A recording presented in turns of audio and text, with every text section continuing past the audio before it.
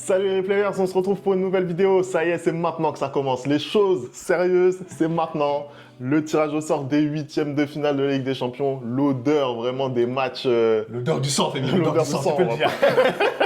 Ça va être incroyable. D'autant plus que le tirage au sort nous a réservé énormément de belles affiches. Anderson. Bah écoute, je suis déjà content de me retrouver à cette phase de la compétition avec toi, Rémi. C'était pas gagné. C'était pas gagné, sachant que voilà, on était 24e et 25e à un moment. Notre business, il a failli mourir, on va pas se mytho. Notre business, il a arrêté la chaîne YouTube en février. Donc là, on est quand même content d'être là. Voilà, on est content de là où on est maintenant. Bah, pour la suite, ça va être très très compliqué étant donné les matchs que nos deux équipes doivent faire face. Parce que pour certaines équipes, c'est un peu plus facile que pour d'autres. Je ne vais pas dire les noms, Barcelone. Mais voilà, on doit faire avec. Parce que bien évidemment, quand tu veux gagner avec des champions, tu dois taper les plus forts. Donc voilà, on prend. Écoute. Mais en tout cas, je suis content parce qu'on va avoir de belles affiches. Ce format, il est vraiment surprenant. Une équipe comme Liverpool qui se retrouve premier, finalement se tape le PSG en huitième de finale, c'est pas juste, il n'y a pas de justice dans ce monde. Ouais, bon après c'est le football de toute façon. Si tu veux être champion d'Europe, faut prendre tout le monde. On va pas se mentir. À partir des huitièmes de finale, en réalité, il n'y a pas vraiment de bon ou de mauvais tirage. Il faut juste gagner les matchs. On va envoyer le générique tout de suite. On n'oublie pas de liker et de s'abonner. C'est parti.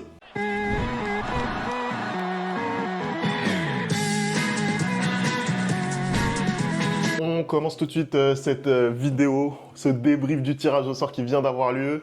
Déjà, on va vous afficher les 8 huitièmes de finale, donc avec des grosses affiches, notamment ce PSG-Liverpool qui est peut-être l'affiche la plus attrayante de ce plateau. On a aussi un derby entre le Real Madrid et l'Atlético Madrid. Après, pour le reste, il y a quand même des affiches très intéressantes. Ouais, le Bayern Munich, Leverkusen, par exemple, moi j'ai vraiment hâte de voir ça. Même si j'aurais préféré, pour le coup, Real, Leverkusen et Bayern, Atlético Madrid, ça aurait un peu changé ce qu'on voit d'habitude. Mais sinon, moi je suis assez content de ce tirage. On va avoir des bons matchs. Voilà. On va avoir des très bons matchs.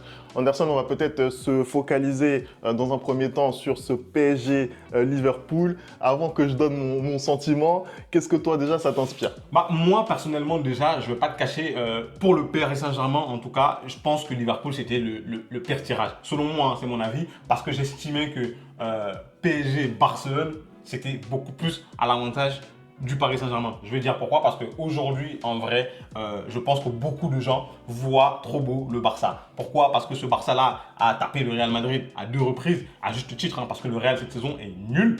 Faut dire les termes, mais j'ai aussi l'impression que on voit le Barça plus beau qu'il ne l'est, et ça aurait été un beau test justement d'affronter une équipe comme le Paris Saint-Germain qui sait aussi garder le ballon, qui a aussi des flèches, et je pense que sincèrement sur 2 confrontations, je ne pense pas que le Barça aurait réussi à s'en sortir face au Paris Saint-Germain. Maintenant, ce tirage PSG-Liverpool, c'est beaucoup plus compliqué. Parce qu'on rappelle qu'aujourd'hui, Liverpool, c'est l'équipe la plus en forme d'Europe.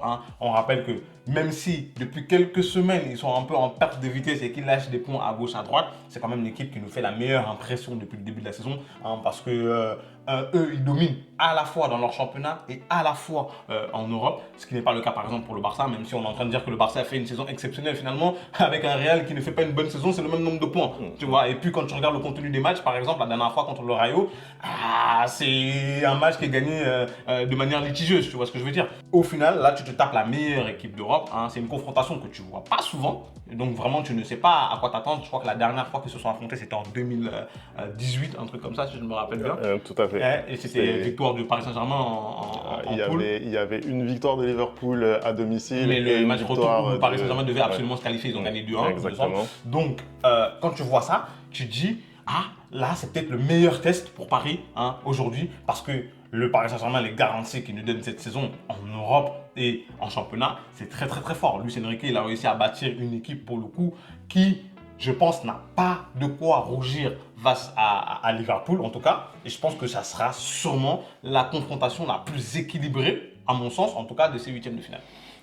Je sais pas. En tout cas, ce qui est sûr, c'est que par rapport à il y a 2-3 mois en arrière, si on nous avait dit en huitième que c'était Liverpool qu'on allait prendre, on nous aurait dit ça allait être vite expédié, voilà, ça allait être réglé, Liverpool en quart de finale. Aujourd'hui, c'est vrai que l'analyse est pas tout à fait la même. D'un côté, on a le PSG qui, on le rappelle, va recevoir au match aller et se déplacer en fil de match retour Donc Ça peut être un game changer. ça peut être un game changer, mais en tout cas, on a un PSG qui a tout fait pour arriver dans les meilleures conditions sur ce huitième de finale, avec cette montée en puissance, d'abord contre Salzbourg, ensuite contre Manchester City notamment. Voilà, il y a eu des très beaux matchs également début 2025 qui nous ont vraiment mis en joie. Ce dernier match notamment contre Brest avec une victoire 10-0 sur l'ensemble des deux matchs. Donc vraiment une équipe qui est très très en forme. On a aussi notre homme providentiel, hein, parce qu'il en faut toujours un, tu vois, en l'occurrence Ousmane Dembélé qui revêt maintenant ce costume-là. Donc on a vraiment des arguments, et puis on n'a pas que ça, parce que sur le dernier match justement, Ousmane Dembélé n'a pas marqué. On voit que tout autour, il y a des joueurs qui s'affirment de plus en plus. Je pense là spontanément à Désiré Doué, je pense à Barcola qui est en train de retrouver son niveau du début de saison. Voilà, il y a Gvara également qui vient s'incorporer dans cet effectif, qui a marqué déjà son deuxième but sous les couleurs parisiennes depuis qu'il est arrivé. Écoute, comme je te dis, on est dans les meilleures conditions. Côté PSG, je vois peut-être un talon d'Achille, c'est sur le poste de gardien de but avec Didio Donnarumma qui revient mieux, il faut quand même lui reconnaître, mais qui selon moi n'est pas encore dans la forme de sa vie et qui sur certains moments de pression dans un match peut se retrouver voilà, en difficulté. On l'a vu d'ailleurs hein, contre Brest avec des dégagements un peu chelous. Donc voilà, pour moi c'est peut-être le talon d'Achille de cette équipe. Sinon pour le reste, on a vraiment tout fait pour arriver dans les meilleures conditions. En face, on a une équipe de Liverpool, tu l'as dit, qui est peut-être la meilleure d'Europe sur ses premiers mois de compétition. Là, on arrive dans le vrai. Eux aussi, hein, pour eux, ça va être un moment de vérité parce que, tu l'as dit, ils sont légèrement en perte de vitesse ces derniers temps. Il y a eu ce dernier match contre Aston Villa qui, on le rappelle, est aussi qualifié pour les huitièmes de finale de Ligue des Champions, mais dernier match qui a été très compliqué pour eux, où ça se termine à deux partout. Deux partout. Avant ça, il y a aussi Everton où ça se termine à 2 partout. Exactement. Donc voilà, il y a beaucoup de matchs qui sont quand même des matchs de haut niveau parce que ce soit Everton, c'est un derby, ou Aston Villa, une équipe qui joue la Ligue des Champions, qui en plus a très bien recruté là, avec notamment Rashford en hiver et Asensio aussi, se retrouve mis en difficulté par ces équipes-là, hein, Liverpool. Donc vraiment, pour moi, ça va être le moment de vérité avec des gros matchs qui arrivent. Manchester City, moi j'ai hâte de voir ce match contre Manchester City. Ce week-end, je pense que ça va être une grosse indication. Parce qu'en plus, ils enchaînent Manchester City et le mercredi Newcastle. Newcastle donc, également. On va vraiment voir sur ces deux matchs-là si la dynamique qu'on a vue récemment, parce qu'il faut aussi faire attention, on dit qu'ils sont moins bien, mais quand je regarde, ils ont perdu à la fois en FA Cup et en EFL Cup, mais à chaque fois c'était des effectifs remaniés. Ils ont perdu en Ligue des Champions aussi contre le PSG, mais il y a eu un carton rouge et c'est un effectif remanié, donc il faut faire attention à ça. Pour moi, les deux matchs vraiment où on peut considérer qu'ils sont en perte de vitesse, les deux derniers matchs de Première Ligue, où pour le coup, là, contre Everton et contre Aston Villa, tu vois que c'est l'équipe type et malgré tout, ils ont un peu de mal. Mais je pense que c'est peut-être le meilleur moment pour le Paris Saint-Germain de jouer cette équipe de Liverpool. Et pour le coup, moi, quand je dis que j'estime que ça va être une confrontation équilibrée, parce que ce que je vois de Liverpool depuis le début de la saison et ce que je vois du Paris Saint-Germain depuis le début de la saison, j'ai pas l'impression que Paris est beaucoup plus en dessous que le Liverpool. Et surtout, la différence aujourd'hui que moi je vois, hein, qui peut être une des clés, c'est que quand Liverpool fait tourner son effectif, il y a un peu plus de mal, ils perdent. Alors que quand le Paris Saint-Germain, lui, fait tourner son effectif, c'est toujours la même chose. Donc du coup, la profondeur de banc peut être une des clés du match dans le sens où tu as des certitudes concernant le Paris Saint-Germain. Quand on voit il y a des 7-0, quand tu vois que Ramos rentre, il marque, quand tu vois que Doué rentre, il marque, quand tu vois que Mayoulou rentre, il marque, tu as des certitudes côté banc parisien, mais à Liverpool, c'est pas du tout le cas. C'est-à-dire que quand tu sors de ton 11, c'est très très compliqué. Et surtout une autre clé importante, c'est que côté Ligue 1, vous êtes sur un matelas à 10 points. Côté Première Ligue, là, Arsenal est revenu, je crois, à 5 points, il me semble, ou ils sont à 8 points, mais s'ils gagnent leur match, ils reviennent à 5 points. Et ils vont avoir des matchs très très compliqués. C'est-à-dire que là, ils vont avoir City, même si City n'est pas en forme, ils vont avoir Newcastle. C'est des matchs où tu dois mettre une certaine intensité, où tu peux potentiellement perdre un de tes joueurs du 11 parce qu'ils peuvent avoir blessure, parce que leur championnat, il est très très disputé, là où Paris a déjà fait la moitié du chemin en Ligue 1. Bah, je suis totalement d'accord avec ce que tu viens de dire et je pense qu'on mésestime vraiment l'importance de la Première Ligue pour les clubs en Angleterre et en plus pour Liverpool qui n'est pas forcément habitué à beaucoup gagner en Première Ligue. Hein. Voilà, ils avaient gagné la Première Ligue lors de l'année Covid, mais on se rappelle qu'ils n'avaient pas forcément pu célébrer et que ça faisait, je crois, plusieurs dizaines d'années qu'ils n'avaient pas gagné la Première Ligue. Donc voilà, là, c'est une opportunité incroyable de pouvoir aller la chercher. En plus, avec cette année un Manchester City qui est moins dominant. Donc effectivement, voilà, peut-être qu'ils vont laisser pas mal de plumes aussi et d'énergie, notamment sur le plan mental, sur ces matchs de Première Ligue qui sont, on vient de le rappeler, très très très importants. Voilà, après on va revenir tout à l'heure sur les pronos, parce que je pense qu'en fin de vidéo, on va un petit peu arriver sur le tableau. Anderson, je te propose de passer sur cette deuxième confrontation qui nous intéresse sur la chaîne, on va pas se mentir. C'est de nouveau le derby de Madrid. On va prendre un plaisir monstre à regarder ça. Les joueurs s'invectiver, ça va être magnifique. Real Atlético Madrid, c'est quoi ton sentiment là-dessus, Anderson? Bah écoute, j'aurais préféré tirer le Bayern Leverkusen parce que le Real Atlético Madrid, c'est quand même un match qu'on voit assez souvent en Ligue des Champions. Hein. J'aurais aimé avoir un peu plus de nouveautés, surtout que j'aurais aimé jouer en huitième contre une équipe qui met énormément d'intensité dans le jeu, à savoir le Bayern Leverkusen, pour voir un peu si vraiment ce renouveau en Ligue des Champions du Real qu'on a vu, pour moi, ça se confirme. Parce que pour l'instant, j'ai dit renouveau en Ligue des Champions parce que je suis persuadé que ce qu'on a vu mercredi contre Manchester City, c'est pas du tout ce qu'on va voir en Liga. Moi, je connais mes joueurs, je connais mon équipe. Vous allez voir qu'on va rêver ce week-end en Liga contre Girona. Ça sera pas du tout la même intensité. Par contre, ils ont ce mental-là de pouvoir switcher quand on est en Ligue des Champions. Aujourd'hui, on tire l'Atlético Madrid. Bah forcément, ça m'inspire du bien. Femi, je veux pas te mentir. On parle du Real et de l'Atlético Madrid en Ligue des Champions, à aucun moment ça a tourné à notre désavantage. Tu vois ce que je veux dire? On a clairement un ascendant psychologique sur cette équipe-là dans cette compétition. Hein.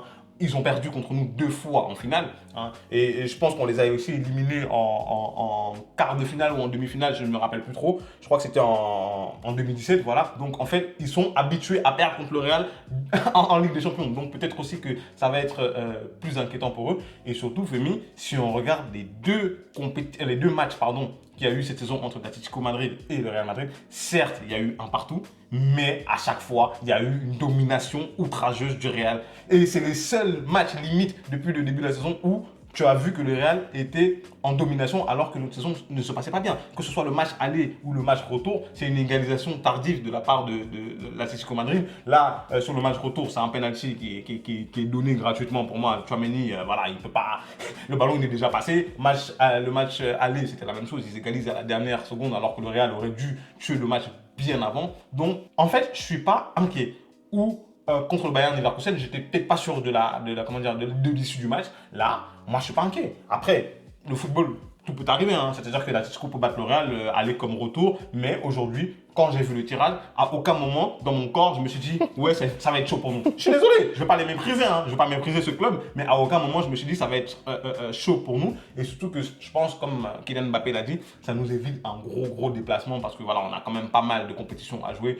Le fait de jouer les 2 matchs à Madrid, ça fait plaisir à tout le monde. Hein. Et puis voilà, donc moi je suis, en tout cas, si je vois mes joueurs donner la même envie que ce qu'ils ont fait contre Manchester City, je suis désolé, hein, à aucun moment on peut ne pas passer sur 2 matchs contre cette équipe d'Atlético Madrid. Voilà. Bah, franchement, ce match-là, il m'intéresse vraiment pour voir ce que l'Atlético Madrid va nous proposer. C'est vrai que je suis d'accord avec toi sur ton analyse sur le fait que le Real a été au-dessus sur les 2 matchs de championnat qu'on a vus. Voilà, même s'ils se sont soldés sur des matchs nuls, on a tous vu les matchs, on voit que le Real a été nettement au-dessus. Après, c'est un peu aussi une constante côté Atlético Madrid et encore plus cette année, cet Atlético de Simeone, on ne sait pas sur quel pied danser avec cette équipe. Aujourd'hui, elle est au coude à coude pour jouer le titre en Liga. Aujourd'hui, elle est en huitième de finale de Ligue des Champions et surtout, elle a des faits d'armes très importants face à des équipes voilà, dont on n'attendait peut-être pas que l'Atlético puisse accrocher justement ces équipes.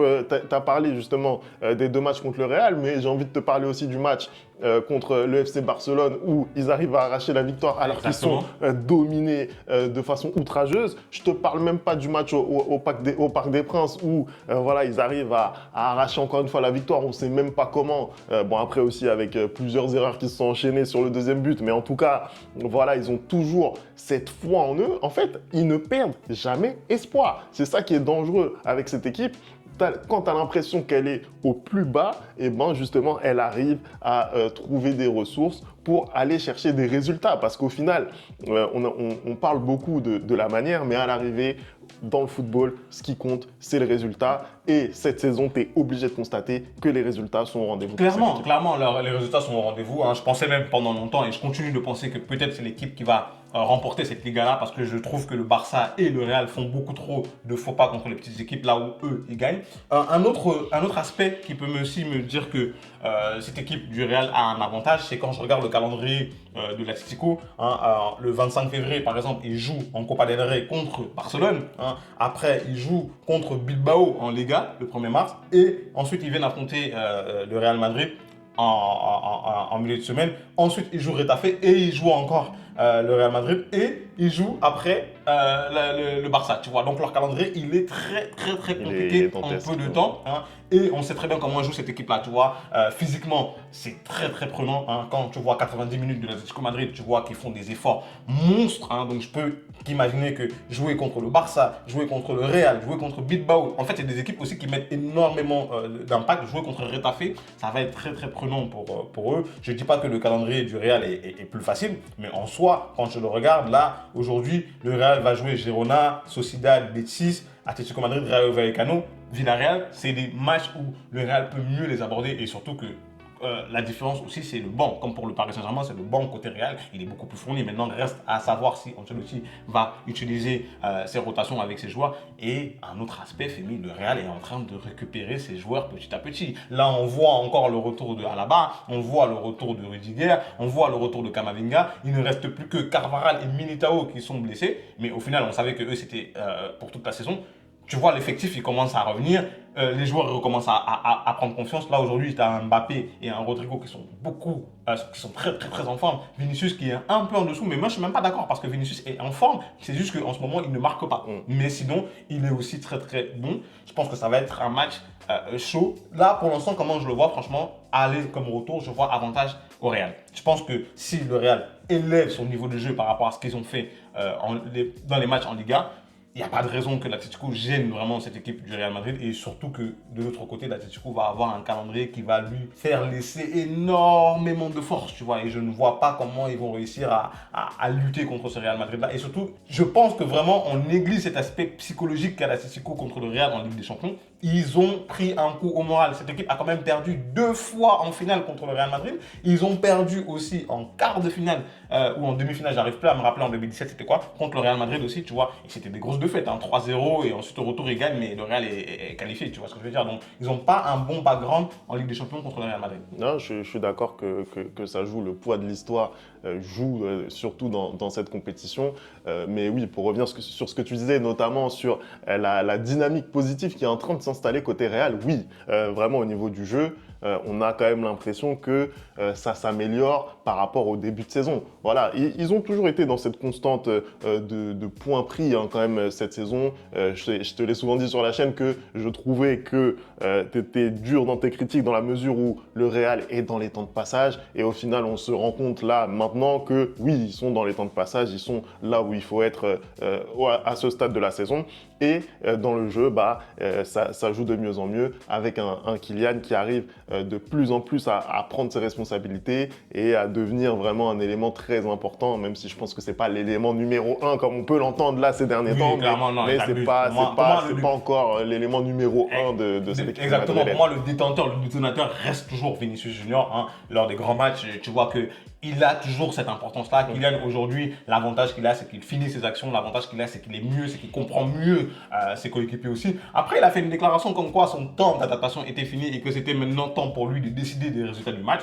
Ah, moi, je dis pas non. Hein. Moi, de toute façon, moi, j'aime bien quand il est arrogant comme ça. Ça, c'est le Kylian que j'aimais à l'époque. Parce que maintenant, on est en bif. Parce que plein de gens pensent que je le déteste juste comme non. Non, moi, ce petit, je l'aimais énormément quand énormément de gens le détestaient. Mais ce qu'il m'a fait en 2021-2022, ça restera toujours là. Je l'ai jamais oublié. Voilà. Donc, je pourrais jamais l'aimer à 100%. Je me méfie. C'est son côté algérien. Je me méfie de lui. Mais lui, non, en soi, là, aujourd'hui, tu vois un Rodrigo qui est fantastique. Tu vois un. Peut-être ce qui peut m'inquiéter, c'est que le match aller, il n'y aura pas Bellingham. Hein, et on sait que cette équipe est totalement différente quand Bellingham joue ou quand il ne joue pas parce que l'effort physique qu'il produit sur le terrain, il est juste immense. Après, aujourd'hui, c'est pas la partie du terrain où je suis inquiet quand il y a un joueur qui manque. Parce que tu as de quoi faire sur le banc. Tu peux mettre un Brahim, tu peux mettre un Arda Güler, tu peux mettre un Modric même. Après, c'est difficile, je pense, si l'Atlético met de l'intensité. Hein. Tu peux même mettre, si tu veux, Kamavinga, Tchouaméni et Ceballos. Tu vois, en fait, tu as le choix au milieu de terrain. S'il manquait quelqu'un en défense, là, je serais inquiet. Mais là, aujourd'hui, il manque quelqu'un au milieu de terrain. Et surtout que le match retour, il sera de retour, Jude. Donc, en fait, j'ai pas d'inquiétude. Vraiment, en fait, j'arrive pas à avoir de l'inquiétude sur cette double confrontation parce que pour moi, peu importe l'issue du match, aller comme le match retour, le Real se qualifiera. J'ai cette vive conviction-là, en tout cas. Écoute, on verra, hein, tu l'as dit, le football réserve toujours son lot de surprises. Anderson, ce que je te propose pour terminer un petit peu la vidéo, c'est qu'on se concentre sur le tableau, ok? Je sais que voilà, tu as des qualités de voyance assez inouïes. Hein, et... Désolé, je suis bon dans mes pronoms. Ce que je te propose, c'est qu'on affiche le tableau tout de suite et que tu nous dises confrontation par confrontation jusqu'à la finale, ce que tu vois pour l'avenir. On rappelle que côté PSG, par exemple, le PSG va effectivement se déplacer au match retour en huitième de finale, se déplacer au match retour en quart de finale et recevoir en demi-finale lors du match retour. Ça peut aussi avoir son importance, tu vois, parce que typiquement, c'est vrai que l'adversaire qu'il peut y avoir en quart de finale est peut-être un peu moins bon, mais cette donnée peut un petit peu changer les choses. Et surtout qu'en demi-finale, potentiellement, on a, hein, si tout se passe bien, un PSG Real Madrid, ça va être incroyable pour la chaîne. Et du coup, tu recevrais le Real au Parc des Princes pour le match retour. Donc ça c'est des paramètres à prendre en compte aussi qui peuvent changer la compétition. Absolument. On commence par quoi? PSG Arsenal, hein, PSV Arsenal. Pas mon club, frère. Pardon, voilà. Écoute, je pense que Arsenal quand même a l'avantage sur ce match-là, même si le PSV nous a surpris et a réussi à éliminer la Juventus dans ses 16e de finale. Mais je pense que Arsenal cette saison c'est mieux. Après là aujourd'hui, il joue quand même son numéro 9. Tu vois, il manque cette recrue-là puisque tous leurs attaquants sont blessés. Mais je vois quand même sur la double confrontation, je vois Arsenal passer. Voilà. Et toi?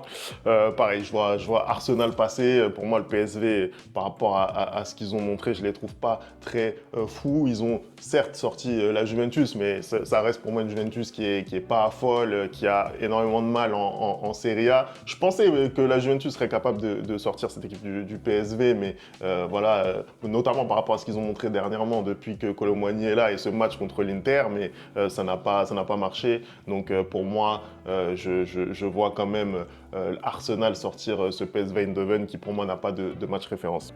Real Madrid, Atlético, je vous l'ai déjà dit, je ne vais pas refaire, je pense que voilà, l'Atlético peut gagner un match, mais sur la double confrontation, franchement, je vois le Real se qualifier facilement. Voilà.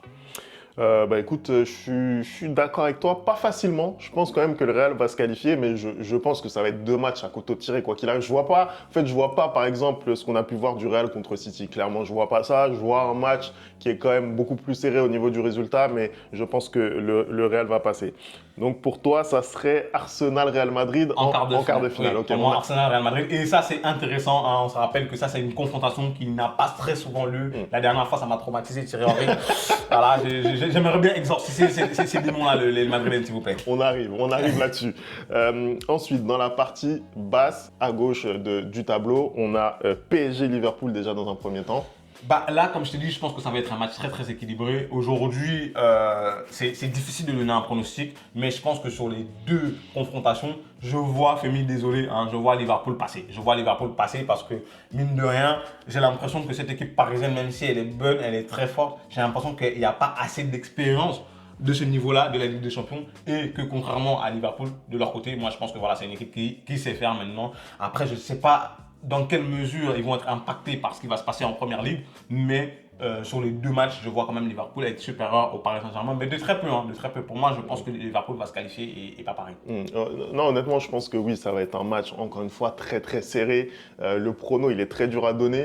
Oui, j'aimerais dire le PSG, tu vois, mais si je suis honnête, Liverpool est clairement favori de cette double Sur 2 matchs, en tout confrontation. cas, oui. Sur 2 matchs, avec un retour en Anfield, avec tout ce qui peut se passer dans ce stade. On se rappelle notamment de ce qui s'était passé avec le Barça. Voilà, ils peuvent retourner n'importe qui dans ce stade. Après, la chose qui me fait espérer, c'est quand même au niveau voilà, du rythme qu'on est capable de mettre dans nos matchs. On a parlé de la confrontation contre Brest où on a malgré tout continué à jouer jusqu'à la 90e minute du match retour dans un match où on était largement qualifié. On n'avait pas du tout besoin de le faire et pourtant on l'a fait. On fait partie des équipes qui courent le plus en Ligue des Champions. C'est ce que j'allais dire justement. Je pense que l'équipe qui pouvait donner le plus de fil à retordre à Liverpool dans ces tirages, c'est le PSG parce que c'est l'équipe qui joue un peu préparé, c'est-à-dire qu'il met un pressing aussi haut que Liverpool. Parce que quand je regarde toutes les autres équipes, hormis le Bayern Leverkusen, je ne vois pas une équipe qui peut poser autant de problèmes à Liverpool. Mais c'est pour ça que je te dis que sur l'ensemble des 2 matchs, quand même, je vois Liverpool avoir un léger avantage. Donc à voir, moi je pense que le match aller va être très important, il va falloir le gagner si on veut avoir une chance, mais clairement je pense que Liverpool est clairement favori de cette double confrontation. On passe à Bruges-Aston Villa. Bruges-Aston Villa. Écoute, c'est... On va pas aller par 4 chemins. Bruges, ils nous ont surpris déjà. Franchement, je pensais pas qu'ils allaient réussir à arriver à ce niveau-là. Après, je pense que voilà, l'aventure va s'arrêter là. Faut pas non plus abuser. Aston Villa, ils ont fait un recrutement conséquent quand même pendant cet hiver-là. Et surtout, ils ont aussi l'expérience en Première Ligue de ce genre de rencontres et de confrontations. Et donc, je pense qu'ils vont, sur les 2 matchs, en tout cas, ils vont réussir à se qualifier. Oui, moi je pense qu'Aston Villa va se qualifier. Hein. Ils ont fait top 8, hein, on le rappelle. Et c'est vrai que cette équipe d'Aston Villa a vraiment une très fière allure hein, quand tu es capable d'aligner Watkins, Rodgers, Rashford, Asensio, voilà, Tielemans, que tu as tout ça dans ton effectif, avec Dibu Martinez aussi dans la cage, ça commence à faire beaucoup, ça commence à faire beaucoup. Donc, moi, je pense que Aston Villa va se qualifier malgré tout. Bruges, ils ont eu quelques faits d'armes sur cette phase de ligue, mais voilà, je ne pense pas que ce soit suffisant pour battre cette équipe d'Aston Villa. On passe à la partie droite du tableau. On commence en haut. Benfica, Barcelone. On va revoir un match qu'on a vu dans cette Ligue des Champions. Tu vois quoi, toi?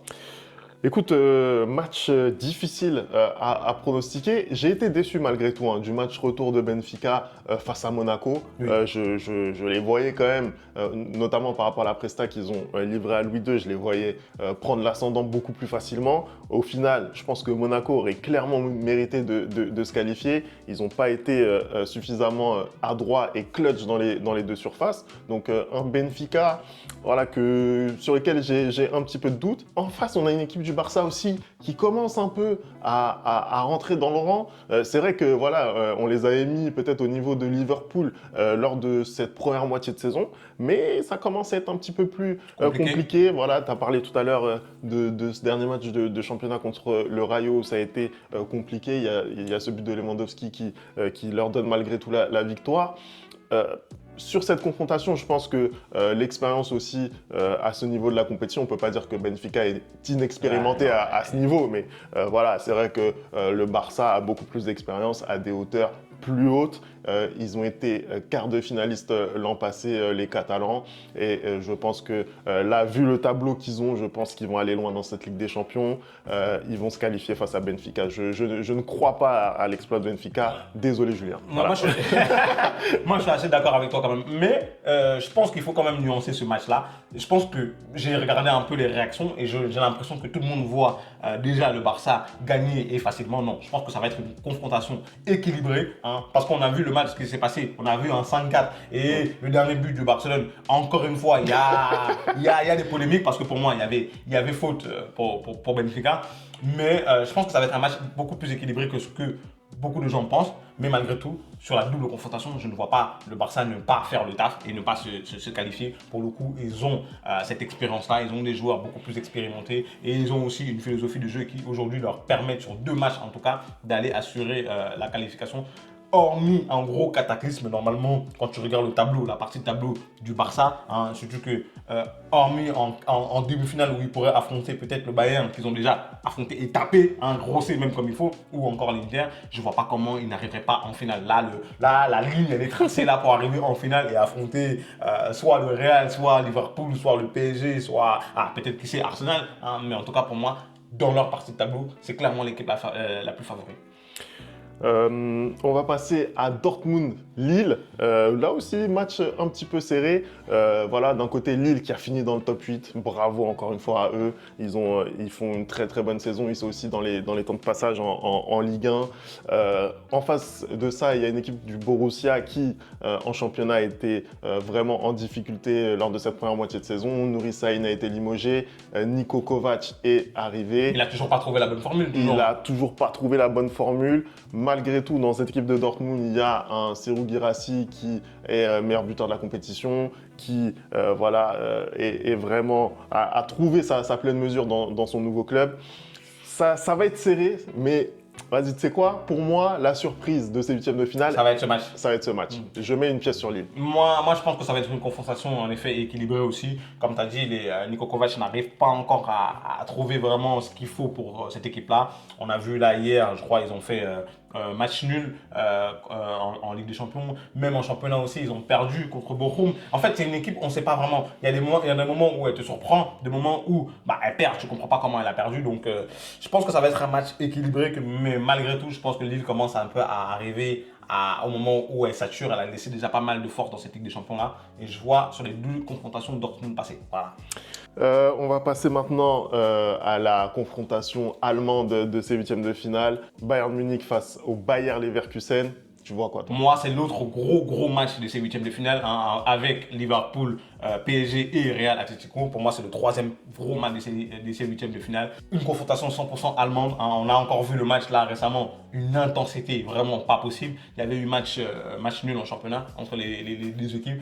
Là, en Ligue des Champions, en fait, j'ai l'impression que le Bayern, au début, ils étaient en surperformance. Hein. Vraiment, tout se passait bien pour cette équipe-là. Ils ont rencontré le Barça. On a vu un peu les limites des hommes de Vincent Kompany.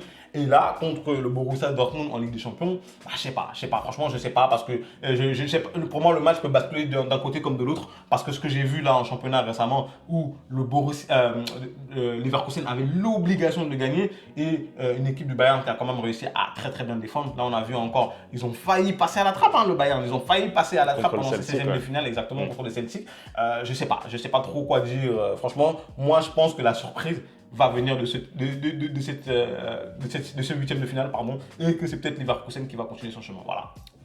Franchement, ce serait une demi-surprise en fait de voir Leverkusen se qualifier par rapport à ce que tu viens de dire. Hein. Sincèrement, on a certes un Bayern qui est bien en championnat, mais franchement, je trouve que ce Bayern de Vincent Kompany est pas si impressionnant qu'on veut bien le dire. Je suis désolé, même sur le match qu'on a eu à jouer contre eux, ils étaient vraiment pas souverains. On les voit encore là contre le Celtic, ils ont énormément de mal pour se qualifier. C'est Alphonso Davies qui les qualifie à la toute fin de match. Donc, moi, je trouve, en fait, en plus, c'est une équipe qui ronronne, tu vois. C'est une équipe qui a un peu de mal à se créer des occasions, qui a beaucoup de maîtrise en termes de possession, mais qui ronronne beaucoup.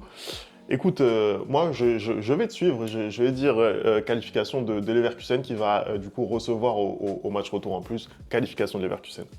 La dernière rencontre, c'est Feyenoord contre l'Inter Milan. Est-ce que Feyenoord, après s'être offert le Milan AC, va réussir à s'offrir l'autre club de Milan, hein? Qu'est-ce que tu penses, toi? Moi, je pense pas. Je pense que le Milan AC, même si ça va un petit peu mieux depuis Conceição, reste un club en crise. On va pas se mentir. C'est un club qui a vraiment du mal à retrouver son lustre. L'Inter, c'est quand même autre chose. L'Inter, voilà, c'est une des équipes qui a fait encore le top 8. C'est une équipe qui, en Italie, pour le coup, est très régulière depuis quelques années maintenant. C'est la plus régulière de ces dernières années. Le boulot quand même de Simone Inzaghi à la tête de cette équipe est très bon. On se rappelle que l'année dernière, ils ont été sortis en huitième de finale de Ligue des Champions face à un Atlético, voilà, contre qui ça a été très difficile dans un match à couteau tiré.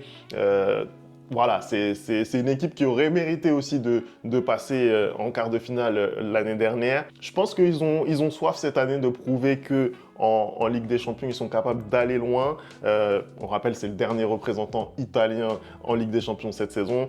Ils ont beaucoup de poids sur leurs épaules. Ils vont être obligés de carburer. Je les vois se qualifier face à Feyenoord. Moi aussi, je suis d'accord avec toi. Même si Feyenoord a réussi à éliminer le Milan, je pense que c'est surtout dû au fait que Théo a plombé totalement le match pour les Milanais. On va pas se mentir. Parce que je voyais le Milan se qualifier. Sinon, c'est une équipe qui a subi totalement sur les deux rencontres et qui, malgré tout, a réussi à marquer le but lorsqu'il devait le marquer. Mais là, aujourd'hui, contre l'Inter, la marche, elle est beaucoup trop haute. L'Inter maîtrise mieux son sujet. L'Inter est plus au fait de ses capacités. On rappelle quand même qu'il n'y a pas si longtemps, cette équipe était en finale des champions, comme tu l'as dit, Femi. Et je ne vois pas comment Feyenoord pourrait une fois de plus réussir à créer l'espoir. Donc je vois l'Inter passer. Ok. On va aller très rapidement, Anderson, maintenant. On va pas polémiquer, ok? Je vais te donner les affiches, tu vas me dire les vainqueurs, ok? Ouais. Donc là, en quart de finale, nous avons Arsenal, Real Madrid. Tu vois qui? Real Madrid. Ok. On a en quart de finale toujours, on a Liverpool face à Aston Villa. Liverpool. Ok. Donc on aurait un Real Madrid, Liverpool, c'est ça, en demi-finale selon toi. Tu vois maintenant Barcelone-Dortmund, toi. Ouais, Barcelone-Dortmund. Et là, il y a eu Barça-Dortmund d'ailleurs, je crois, cette saison en Ligue des Champions, si je me souviens bien, ou c'était l'année dernière. Il y a eu Barça-Dortmund, c'est le Barça qui a gagné. C'est le Barça qui a gagné. Exactement, donc ouais, pour moi, je vois encore le Barça. Parce que je l'ai dit, si le Barça passe Benfica, pour moi, ils vont en finale. Donc, ouais, c'était un match en plus à couteau tiré. Donc tu vois du coup Barcelone se qualifier, hein, c'est ça? Entre eux maintenant, Leverkusen et l'Inter. Leverkusen. Moi, je vois Leverkusen passer contre l'Inter. Donc je vois les demi-finales Barça-Leverkusen. Et tu vois Real Madrid face à Liverpool. Et là, je sais plus. Là, je m'arrête là parce que je sais pas, parce qu'en soi, je sais pas quelle version du Real on va avoir contre Liverpool. Si c'est la même qu'on va voir comme au début de la saison, là, c'est compliqué. Dis-le, va au bout. Je vais au bout. Real Madrid, voilà. Je vais au bout. Real Madrid. Je vois, moi, j'ai envie de voir un Real Barça en finale de la Ligue des Champions. Voilà ce que j'ai envie de voir. J'ai besoin de cette fumée. J'ai besoin de cette fumée, comme dit Femi. Donc tu penses que Barça, Leverkusen en demi, tu penses que le Barça va se qualifier? Ouais, je pense que le Barça va se qualifier. Okay. Je pense que le Barça va. Franchement, là, le Barça a un grand boulevard. En Ligue des Champions. Cependant, moi justement, le fait que le Barça ait ce grand boulevard en Ligue des Champions, je pense que ça peut leur pénaliser, pour la Liga. Donc moi je vois le Barça soit gagner la Liga, soit gagner la Ligue des Champions. Mais en tout cas, s'ils gagnent la Ligue des Champions, ils ne gagneront pas la Liga. Et s'ils gagnent la Liga, ils ne gagneront pas la Ligue des Champions. Voilà. Ok.